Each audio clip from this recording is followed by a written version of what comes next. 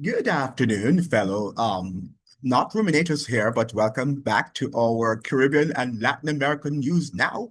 And we are going to be keeping up the story, the commentary with regard to the impending US versus Venezuela crisis and debacle that has been capturing the imagination and attention of many of our Caribbean and Latin American citizens. Now, we have to be very careful of what we think about the war. We can't allow our imaginations to be captured by mainstream media, but we ought to sit down and carefully assess what is at stake, and why are we caught up within this sort of debacle? We have to begin to look at these important issues. And we're looking at the topic, the return of drug war, imperialism in the Caribbean. That is what we're looking at in this afternoon's session and or commentary for today. Very important that you begin to understand that. Now, the Caribbean has become a new front line in the global clash between the United States and China. As Washington ramps up its war on drugs, operations near Venezuela, Beijing expands its economic reach across the region, funding ports, telecom, and infrastructure. But is this really about drugs, or is it a battle for control of the Caribbean's future? In this video, we explore how the US uses the drug war narrative to justify its presence in the Caribbean, China's growing influence through loans, trade, and soft power, the role of Venezuela as a strategic hotspot, and what these competing empires mean for Caribbean sovereignty. This isn't just about cocaine or cargo ships. It's about who really rules the Caribbean in the 21st century. Share your thoughts. Is the United States protecting the region, or is this new age imperialism? And does China offer a better alternative, or just another empire in disguise? Very important question. And I want you to reflect on the second part of the question. Is China an empire in disguise? Many of us believe that China is, you know, less aggressive, which she appears to be than the United States. And as I've forwarded on many times, it's because she does not have that military might and power as the United States does. So China, for now, is behaving less aggressively. However, economically, she is an aggressive empire. She's taking up almost all our ports in the region. Okay. And the United States realizes that, including the Panama Canal that we saw, the Chinese were investing huge sums of money into. Now, what had happened is that when the war on terror began in 2001, under the George W. Bush's administration, the United States was distracted with these unending wars in the Middle East and around the world. So it was caught up and it had really neglected Latin America and the Caribbean region. China filled that void and has been filling that void for a while. Because as many diplomats, Caribbean and Latin American diplomats had suggested previously that the United States during the war on terror, during the initial stages, had forgotten the Caribbean and Latin American region. So they allowed the Chinese to have occupied that space. However, as we told you, the US does not like to know that another global power has a lot of far-reaching impact in the region. And we had the likes, for example, of Jamaica, which was trying to build a parliament with Chinese funds and also to develop a telecommunication infrastructure or company with Chinese funds also in 2018 thereabout under the first Trump administration. And the US told them categorically, no, emphatically, you can't do it. And the Jamaicans were not able to do it. So it's just to tell you that the United States wants to dominate, and this is a new empire, the coming of a new empire, an aggressive US empire in the Caribbean region and Latin American region in this hemisphere that we call the Americas. Now, the fact of the matter is that The US before 9/11 was an empire still, but I think that after 9/11, the empire was the emperor lost its clothes, and the empire became more official. And the United States, according to George W. Bush, said that it wanted to become the new Rome. Not to become, but it was officially the new Rome. And if we understand what Rome was as a power, we know that Rome controlled the world with an iron fist. With an iron fist, which means that it was by force, through brutal force also. So we must understand, and we have to look back at history, at Afghanistan, Iraq, Libya, Syria, okay? We have to look at a whole host of countries. I wonder what is here that is reflecting on, don't know what, yeah, yeah. I don't know. So I don't understand. Why is it that as citizens of the Caribbean, we cannot begin to understand that we have to look at history? We must do a critical reading of history for us to understand the present situation that confronts us. Now, there was an article written yesterday in the Counterpunch online edition, and I'll attach it to the description, or in the description, The Return of Drug War Imperialism. And Edward Hunt is the author of this piece. Now, the Trump administration is escalating US drug wars in Latin America as a cover for imperialism. While the administration directs a military buildup in the Caribbean, killing people who claims are drug smugglers, it is preparing to intervene in Latin American countries for the purpose of opening their markets to US businesses.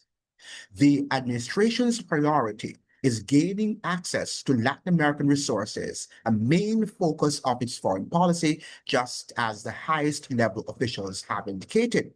So the only reason why we see this buildup of the warships in the southern Caribbean waters, it's because the US wants to now control the region, the economic region, the economic resources, not the economic region, but the economic resources of our countries, our respective countries. The United States is not here to render philanthropy or philanthropic efforts. The US is here to control all of our major natural resources. And this is what we have to understand. Increasingly on geopolitical issue after geopolitical issue, it is access to raw material and industrial capacity that is at the core both of the decisions that we're making and the areas that we are prioritizing. Secretary of State Marco Rubio said in June, okay? Listen to what he says again. Increasingly, this is what Marco Rubio, the Secretary of State, said, verbatim, quote, increasingly, on geopolitical issue after geopolitical issue, it is access to raw material and industrial capacity that is at the core both of the decisions that we are making and the areas that we're prioritizing. Has nothing to do with Maduro and his being aligned or threatening Guyana or Trinidad. And I hope you understand that. At the core of Marco Rubio's statement is the control of Latin America and the Caribbean, particularly as it relates to their natural resources. Okay. Now, one of the major contributions of the United States to imperial history is drug war imperialism. Developed as part of the so-called war on drugs, which the Nixon administration began in the 1970s and the Reagan administration expanded in the 1980s, drug war imperialism has been one of the primary means by which the United States has intervened in Latin America. Okay, so they're using that as the pretext to intervene. Without that, the United States would not have any other pretext to enter or to invade Latin American region and the Caribbean region. Why? Because, we have our problems, but we don't have any major religious wars. We don't have any major race wars. We have our problems, of course. All right, Trinidad has its problems with its Indians and Blacks, and Guyanese also have their problems with those sort of ethnic groups also vying for power and for supremacy. However, for the most part, we don't have killings or murders because every year because of the two ethnic groups contending for power, right? You might have a few, but it's not overwhelming. Okay, so we have been living in a zone of peace as far as, these things are concerned. Even in Jamaica, where, the murder rate and homicide rate has been up for a long time. But that, again, most of it is linked to drug and guns trafficking, which comes from, the South. Well, the United States is the major has the highest demand of the drug for the drug trade, and also is the major supplier of guns flowing into the Caribbean region. So whose fault is it then? All right? Whose fault is it then? And why is the US now looking south and blaming the Caribbean region, that American region, for something that it stands at the root cause? And if it does an introspective look, if it takes an introspective examination of itself as a country, then they will be able to solve some of the problem. We'll never be able to eradicate fully these things, ladies and gentlemen. So let nobody fool you that we can eradicate, even if the United States decides to do all within its power to control the traffic of drugs and the traffic of arms. It will never be totally, in terms of murders and, other social ills that come with these things, because we're not living in a perfect world. So let nobody fool you that we're going to live in this peaceful world. And no, what we're saying is that some things can be controlled, and where they can be controlled, they ought to be controlled. Just like somebody going to school, we'll never have 100% literacy in our countries, no matter how much government does to ensure that students go to school or whatever.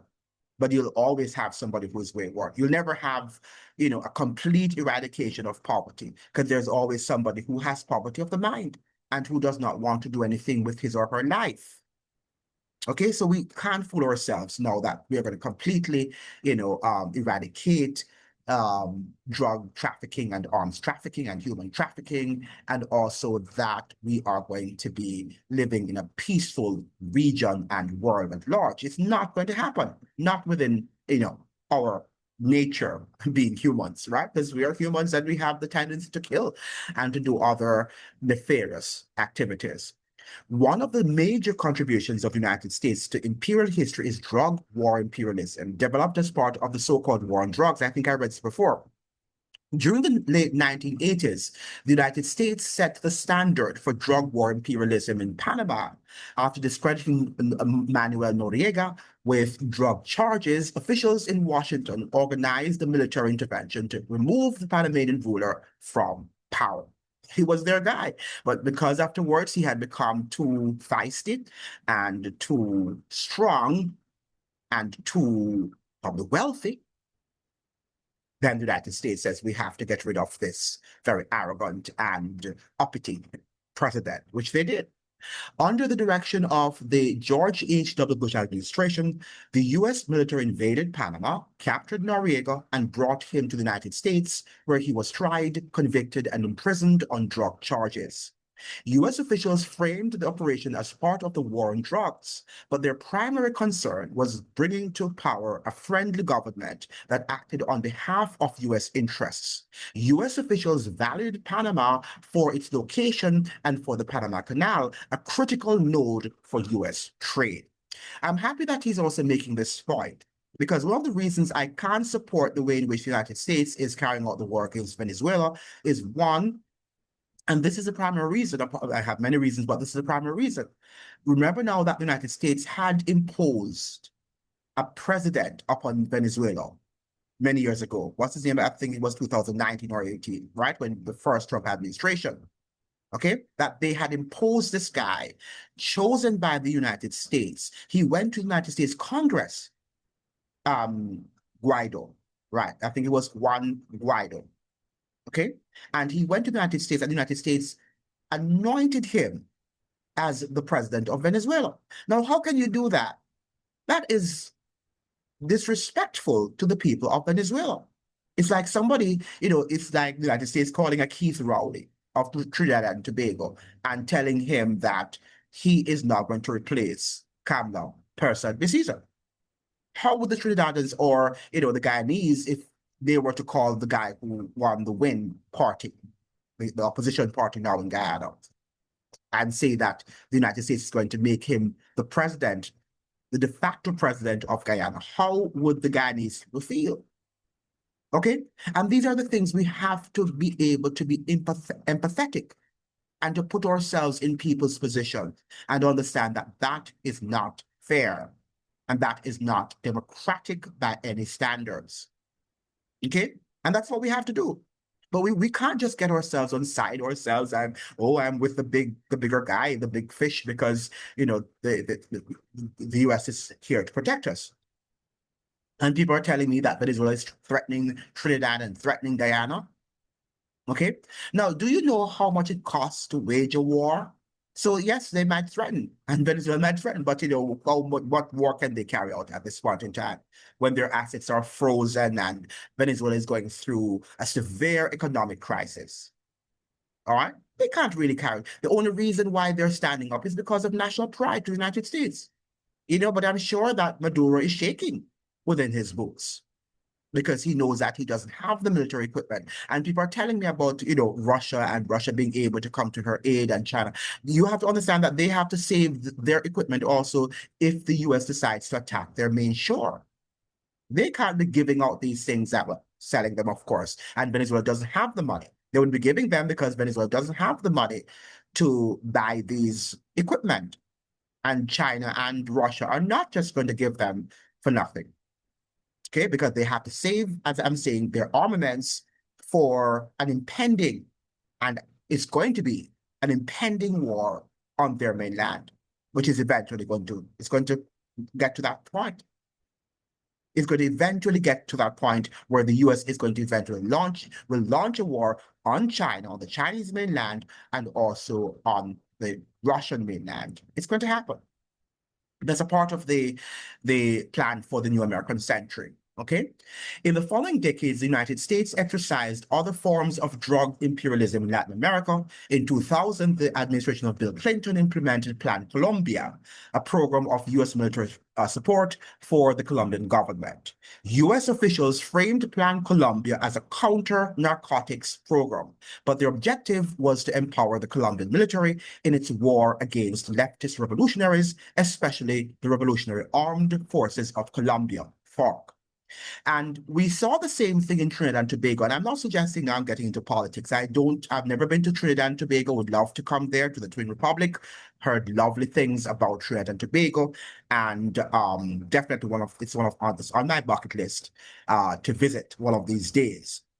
And I can't say that I'm an expert on Trinidad and politics. I read the Guardian newspaper and I've done a little reading of the history and stuff like that, but I can't say that I know, in depth. So I'm not here now to come here and pretend as if I'm an expert on Trinidad and Tobago's politics. However, I can, based on my analysis of my reading, following of the politics there in recent times, particularly, I think that the United States preferred Kamala Person-Caesar. She was their preferred candidate over Keith Rowley. And Keith Rowley, who was trying to negotiate a plan with Venezuela to have the oil and gas up and running so that it could be beneficial to both economies. The US doesn't want that. The US wants to control the oil supply in the region. And that is why the United States also broke up PetroCaribe. Another agreement. Now, we're not suggesting here that Venezuela is innocent. No country is innocent. What we want to be able to do as sovereign countries is to develop economic agreements, craft economic agreements and treaties that will benefit our people. Okay? Not for the benefit of an empire. Okay? And that's what we are suggesting. That's what I am suggesting, I should say, on my channel. Hope you understand that. In 2007, the administration of George W. Bush pushed forward a similar program in Mexico with the Merida Initiative. The Bush administration empowered the Mexican government to intensify its war against drug cartels. U.S. officials saw the program as a way to forge closer relations with the Mexican military and confront the country's drug traffickers, who were making it difficult for U.S. business to operate in the country. Multiple administrations faced strong criticisms over the programs, especially as drug-related violence increased in Colombia and Mexico. A Colombian Truth Commission estimated that 450,000 people were killed in Colombia from 1985 to 2018, with 80% of the deaths being civilians. I hope you are taking note of that, citizens of the Caribbean, particularly citizens of Guyana and also Trinidad, that 80% of the deaths being civilians, not the people who are often the culpable ones who are, involved in the trade, in the drug trafficking trade. The citizens' innocent lives generally are the collateral damage. Okay, so those of you who are expecting that there's going to be a war on Venezuela and that the drug cartels will be disbanded, and then peace will ultimately come to the island, or to the region, I should say, then I have news for you. There have been hundreds of thousands of drug-related deaths in Mexico, with the numbers still increasing by tens of thousands every year. Although most U.S. officials insisted that criminal organizations in Latin America bore primary responsibility for drug-related violence, some began to question the U.S. approach. They wondered whether U.S.-backed drug wars were ignoring root causes of the drug problem, such as the U.S. demand for drugs. As Americans, we should be ashamed of ourselves that we have done almost nothing to get our arms around drug demand, Secretary of Homeland Security John Kelly said in 2017. And we point fingers at people to the South and tell them they need to do more about drug production and drug trafficking. This is what a senator was saying. The Secretary of Homeland Security said in 2017. And we point fingers at people when we are not doing anything to control the demand that is in the United States of America. Yet we're pointing our fingers to the South and telling them that they need to do more about drug production and drug trafficking. Okay? The United States and Europe can control drug trafficking if they want to do so, by limiting the demand or by stopping the demand if they so desire. But they're not desirous of doing that because they want to control it. They don't want any competitor, and that is what you have to understand. In recent years, some critics have even cast the drug wars as a failure. Decades of US-backed military operations, they have noted, have brought terrible violence to Latin America while failing to stop the flow of drugs to the United States. And innocent lives have been lost with these drug wars. We can look at the many wars that have been launched by the US. The war on terror in more recent time, a catastrophic failure. Catastrophic, abysmal failure. It has failed. Okay? We can look at the war on poverty. That too has failed. Okay? The war on drugs. That too has failed and is failing and continues to fail. And when are we going to open our eyes as Caribbean citizens? I don't know. Drugs have kept flowing and Americans and Latin Americans have kept dying. Sharon O'Neill, who chaired a congressionally mandated drug policy commission, told Congress in 2020, something is not working, right? The policies in Washington are not working. Despite the recognition in Washington that drug wars do not counter drugs, the Trump administration is using them to create a justification for military operations across Latin America. The Trump administration laid the groundwork for an intensified version of drug war imperialism shortly after entering office. On day one, Trump issued an executive order to designate drug cartels as terrorist organizations, claiming they present an unusual and extraordinary threat and declaring a national emergency to deal with them. The State Department quickly followed by labeling drug cartels and other criminal organizations as terrorist organizations. So the war on terror has begun in the Caribbean, That's what they're doing. They're now going to describe this zone, the Caribbean and Latin American zone and region, as terrorists region. Okay? Now, in July, Trump secretly ordered the Pentagon to start attacking drug cartels. Earlier this month, the U.S. military began to implement Trump's orders by launching a drone strike on a speedboat in the Caribbean that was carrying 11 people. Administration officials accused the people on board of being Venezuelan drug smugglers, but critics questioned the Trump administration's claims and argued that its actions were illegal. Some accused the Trump administration of murder. Trump and Rubio discredited the administration's justification for the attack by making different claims about the destination of the speedboat. Whereas Rubio said that it was headed toward Trinidad, Trump said that it was destined for the United States.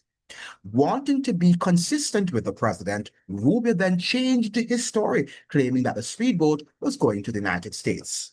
So the story was not consistent, and when the lies were caught, when they were caught lying, then they had to change the story. One had to change the story, and Rubio was the one who subjugated himself to the lie that the president told. Critics have also questioned whether the administration has been acting over concerns about drugs. One of their main points has been that Venezuela's involvement in the drug trade has been overstated.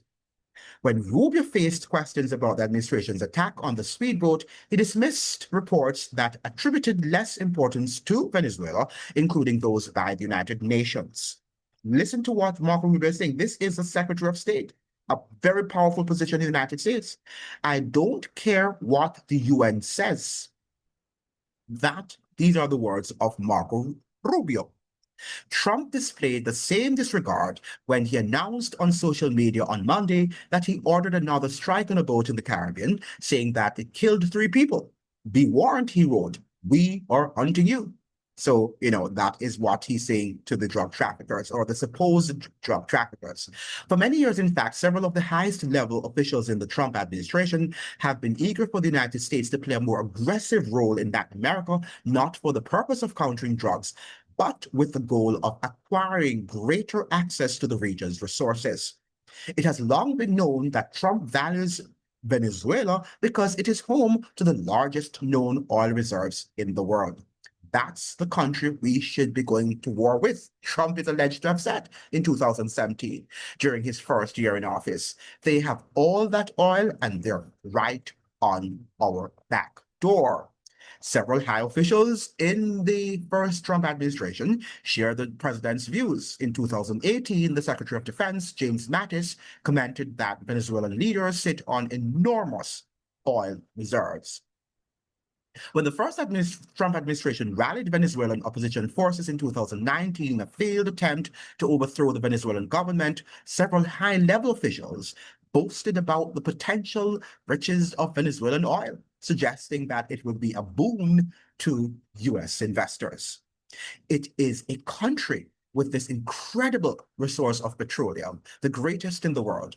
The then special representative for Venezuela, Elliot Abrams, told Congress. So I think you will find that with a change of leadership and a change of economic policy, there will be lots of people who are ready to invest. And I think the World Bank and the IMF in particular will be ready to help start that engine.